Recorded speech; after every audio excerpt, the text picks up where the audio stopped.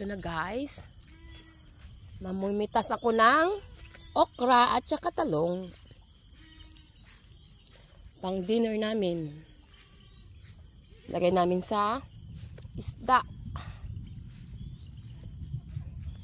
Ito. Arkiyo, talong. Lagay mo sa ibabaw nito ha. Hasa-hasa. Hasa-hasa ba yan na lumahan? Arkiyo. Salay-salay. Hindi lumahan yan. Oh. Hindi pa natin tuloy alam. Salay-salay lumahan. Oh, lalagyan ng okra. Ayan po, mga ate.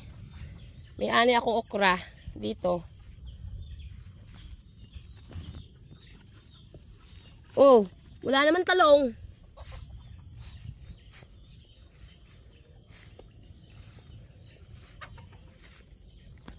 May okra lang. Sasawsaw ko sa bagoong to.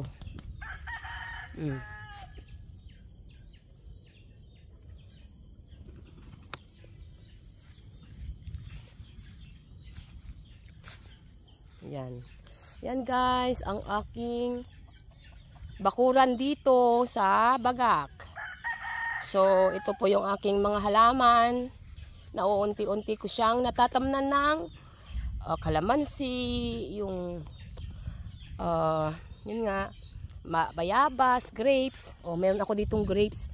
Mga ulit na, bali 20 grapes na ito. Nadala ko dito. Ayan. So, nakapagtanim na ako ng 50 plus na kalamansi. Tapos, may 10 ako last time. To 10 naman na grapes. So, every time na pupunta ako, magdadala ako ng pantanim.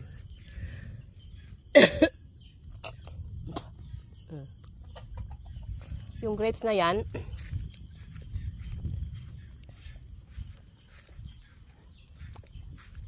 pag sa unti-unti, makatanim ka ng mga ilang puno.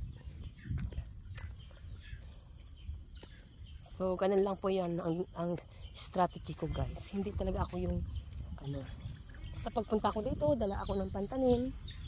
Kasi mapuno natin yung mga dapat natin tamnan. Oh, yan yung dagat guys, oh. From this spot, makikita mo na yung dagat, oh. Dun sa kusina ko, tignan mo.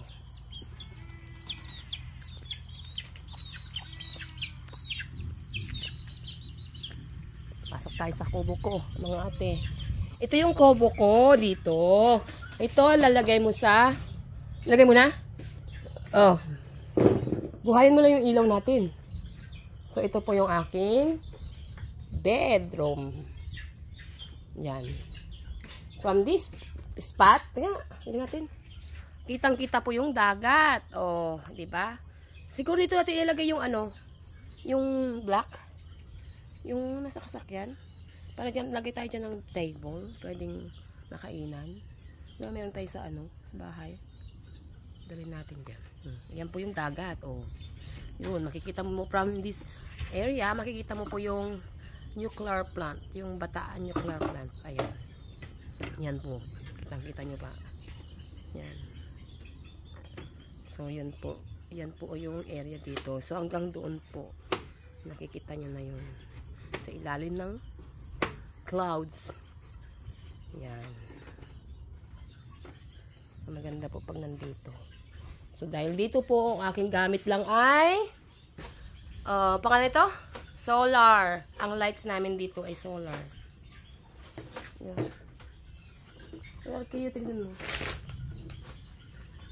Yan. So, dahil po na late na po natapos yung aking hearing, so, bukas na tayo ulit mamasyal, ha? Yan. Bakit ganyan tanim dyan sa kabila? Hindi lumalago. Yan, guys. Ayan. Bukas po mamasyal tayo dun sa kabilang dako. Okay, guys. Kita-kits tayo ulit pag ako ay pauwi. So, ang nanalo sa ating kaninang dalawang lote na tag 100 ay si Ate Maris. Pancho? Ano, Arkeyo? Maris? Pancho? At saka si Sheena?